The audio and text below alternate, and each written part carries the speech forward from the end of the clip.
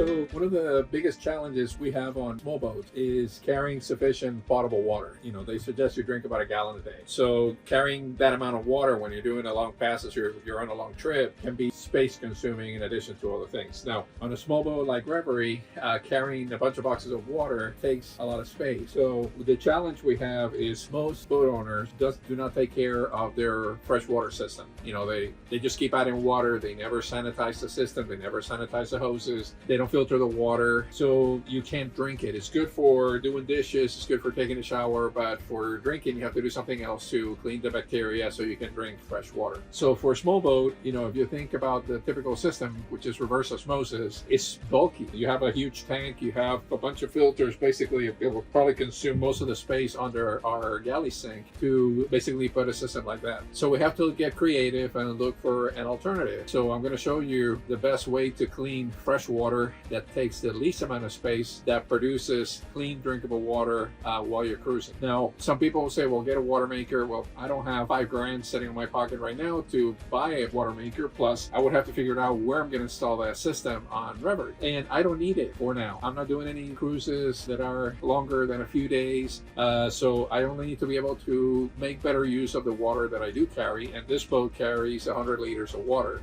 normally. So I just have to be able to turn a good portion of that to drinking water when I need it. So let me show you what we came up with. So for Reverie, what we decided to do was get newer technology, and we went with an Arrowmax 2.0 from Acuva. This is a UV LED water treatment system that produces about 2 liters per minute. So I'm going to show you what came on the box, and I'm going to show you how to install it.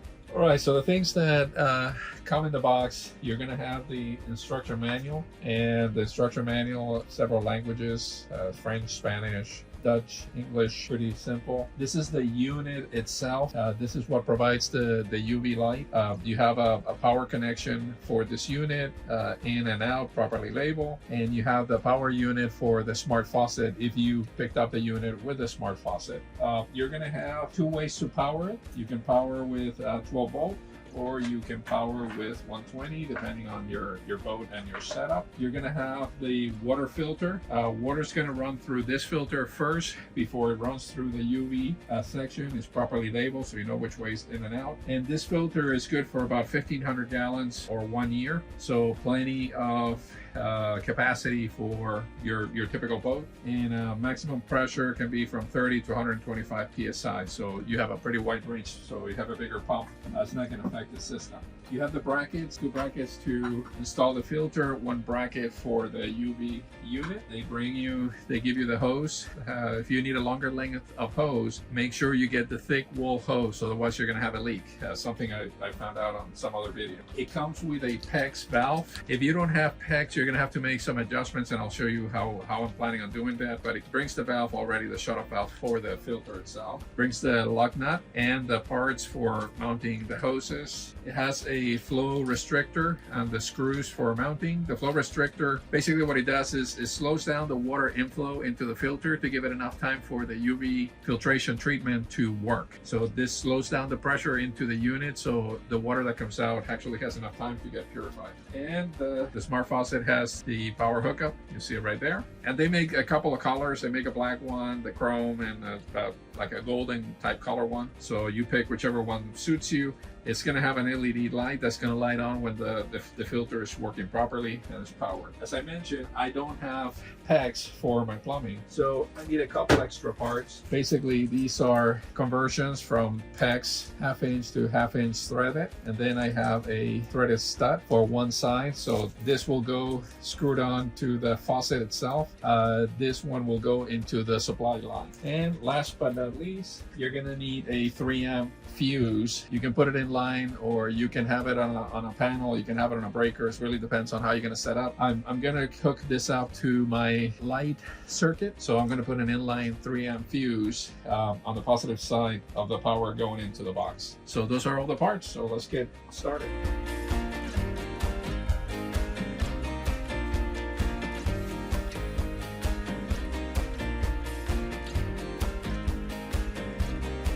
First things first, shut the water pressure, and I'm also going to shut the cabin lights because that's the circuit I am going to use to power up the unit. Now, the way we use our cabin lights, even though we turn the breaker on, we have fans and lights running out of the same circuit. They're all LED lights. They don't consume a lot of power, and the 12-volt fans are very efficient. So what we do is we turn the light off at the individual units, and that leaves our USB ports available at any time for us to charge our cell phones or iPads or anything like that, or the camera batteries. So it's kind of a flexible way to get power to this unit, where it's a circuit that we always are going to have on, but you know, it's not going to consume a whole lot of power, and it's going to work out because we can put it in line rather than running a whole new line and then tie up another breaker in the panel. So for our setup, that makes sense, and it makes it easier to get the installation completed. So this is our under sink space. So what I'm going to be doing is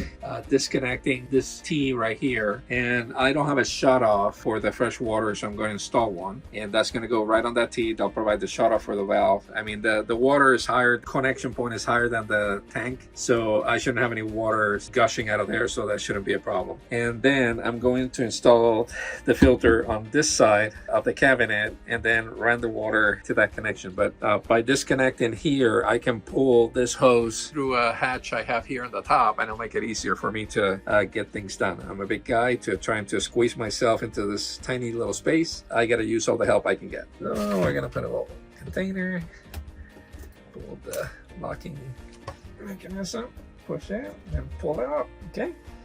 I'm going to install my shut-off valve, and let me make sure I have it in the off position. So that is off. Okay, push it all the way in.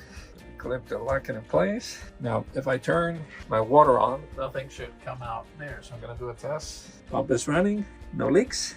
I'm in good shape. Now I can move to the next step. So I'm going to shut the water pump back off. So we're good. So when I'm done, this will just hook right back up here, and we'll be back in business. So now what I have to do is pull this hose over the top so I can do the connection for the packs and everything else. Good thing about this, it was a bad design from Pearson to begin with, because you can only use this little shelf, and down there's a ton of wasted space that I haven't been able to reclaim yet, but at some point I'll get around to that.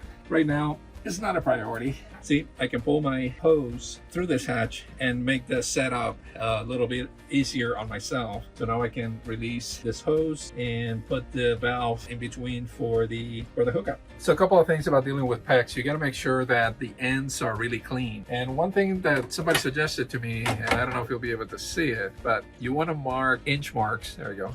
So you see 1, 2, 3. And the reason for that is you want to make sure you push the pipe far enough inside of the vise. It really locks in place and it doesn't leak. So he said, what he suggested to me is mark an inch, and it should be almost all the way into 1 inch by the time you have the adapter slide into the pipe. My trusty cutter, and I don't need a lot of pipe. So what I'm gonna do is cut basically 2 3-inch sections to pair up to the T. I want to get all the prep work done, so then I can just focus on installing and not having to stop to get things cut up. And I have my other little piece. You can see that that tool cuts the ends really clean. It doesn't leave any material that could basically cause a leak. First thing is I'm gonna take the T and I'm gonna slide my pipe and push it all the way in, about as much as it's gonna take. Back from the other side. That is about as much as it's gonna go in. So now I'm gonna take conversion piece and I'm gonna slide this in. See how that goes almost to the line.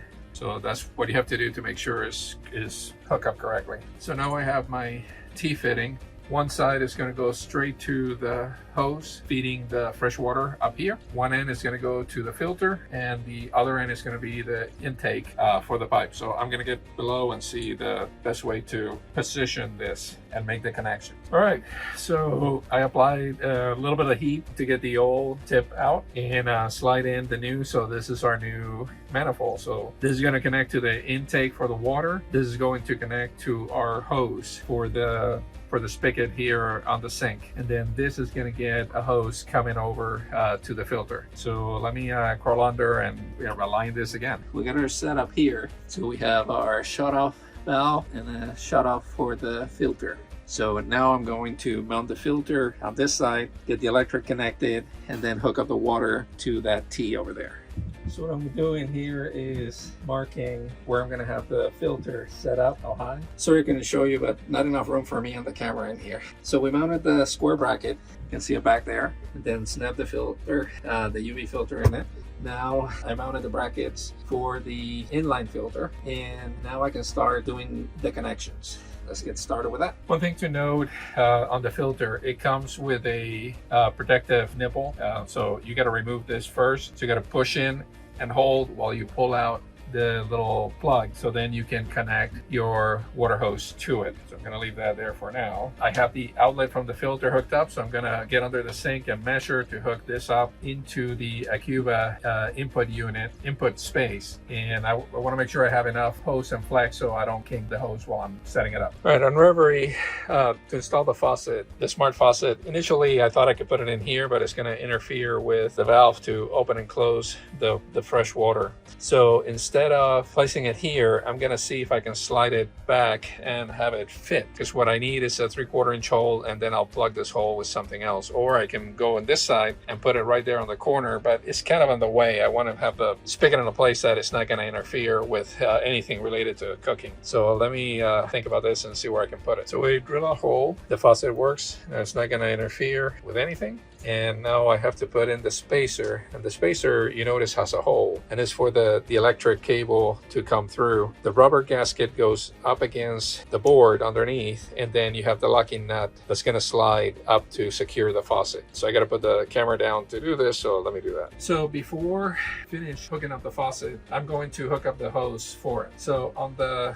the length of hose, I'm going to pass the nut, the little washer, locking washer, and the little tip. I don't know if you can see it right there. I already pushed it in, so it's going to be tough to get out. And what this is going to do is, as I start tightening up the nut, the pressure is going to make sure that it locks in place and it prevents any leaks. The other thing I have to install is the flow restrictor that comes with the kit, and it has an arrow, so it tells you which way to go. So I'm just going to cut the hose somewhere around here and basically sliding in between. And then the other end of this hose is going into the filter itself. All right, so install the flow restrictor, proper direction, and now what I'm going to do is I'm going to mount this to the faucet and then lock it in, so everything is now completely locked and in place, and I don't have to do any gymnastics or contortion to get to it. So once I get that done, then I can hook up the electric for the faucet and this into the filter. The water into the filter, we have to take the nut and the copper pressure ring and slide it in, and that will go into our valve that we just got done installing, and this will go into the intake of the filter. To the electric, or a place where I can hook up for the electric. What I did is I removed my panel and fed that little snake down. I had to drill a hole on the side to feed the power cord because this box here has liners, so I couldn't come from behind. So simplest thing was to just drill a hole through the side into this compartment, and then that feeds me straight up, and I can connect to the electric up here. Right now I'm just getting ready to pull the wire through carefully. So we got everything hooked up. Now comes test time. So we're going to start by turning the water on and making sure we don't have any leaks before we proceed to powering on the filter unit. We'll turn the water pump on, and we're going to open the water valve. So the water go through. Not seeing any leaks anywhere. Let's confirm we have water, no leaks down here. It's nice and dry. I'm going to open the valve for the filter. So now we should have water all the way to the filter. And now let's power things up. So we don't have any light on the unit, so let's see what that means. All right, so we got the unit working. We got to flush water for a minute. You can see the blue light indicating everything's working as intended. I gotta dry up my little flood. We now don't have any leaks, so we are all set up. I'm gonna wait a minute for this water to run through, and then we're gonna do a little taste test. All right, so this is a end product. I still gotta tie some of this hoses out of the way, but we have our Acuva filtering system working. We have our shut off for the main water and the shut off for the filter, and they're both easily accessible. So now I can pack all the stuff, all my cleaners back in here, and up on top you can see the LED ring, meaning that that we're getting clean water, I can access the valve from the top for any kind of troubleshooting. So it'll keep things nice and simple. All right, folks, with that, it wraps it up for today. You've seen how we installed our Acuva UV LED water treatment system. You saw it's very compact. It used very little energy, and it'll help us be able to use our water tank water for drinking. Aromax filters 99.999% of E. coli bacteria, VODs, lead, and improves the taste of the water. I stand behind my work. Delicious. So with that, folks, we're going to wrap this one up. If you like our videos, please subscribe to our channel. We continue to post all of the improvements that we're making on Reverie. If you've been with me all along, you've seen how the transformation of everything that we've been doing. So I'm going to clean up my mess here, and we'll see you on the next episode. Thank you so much for watching.